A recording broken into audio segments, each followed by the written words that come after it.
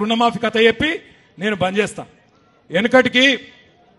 వెనకటికి రేవంత్ రెడ్డి అసంటోడు ఒకడు ఉండే, వాడు చిన్నప్పటి నుంచే మీ కల్వకుర్తినే పెరిగినట్టున్నాడు. ఆయనకి ఇక్కడ ఈ తాలూకాలనే. ఆయన చిన్నప్పటి నుంచి చదువు రాలేదు, అన్ని చెడు తిరుగులు చిన్నప్పటి నుంచి అలవాటైనవి. జరదా బుక్కుడు, గుట్కా తినుడు, మందు కొట్టుడు, అన్ని దిక్కుమాలిన అలవాట్లన్నీ చిన్నప్పటి నుంచే అయినాయి. అట్లే పెరిగి పెరిగి పెరిగి 16-17 ఏళ్ళకి వచ్చిండు ఆ పిల్లగాడు. వచ్చినాక ఓ రోజు బాగా తాగిండు. తాగి ఇంకింత తాగాలనిపించి ఆయనతో వాళ్ళ నాయన జేబులోకి వెళ్ళి పైసలు కొట్టేవేయండి. వాళ్ళ అమ్మ చూసింది, పట్టుకొని ఆయనతో దెబ్బ గుద్దింది. గుద్దితే వాడు తాగిన మత్తులో హోస్ట్లో లేడు. ఆయనతో రోకల్ బండ తీసుకొని అమ్మని కొట్టిండు. అమ్మ చచ్చిపోయింది. నాయనకి వచ్చిండు, నాయనని కూడా రోకల్ బండతో మళ్ళీ అట్లే కొట్టిండు.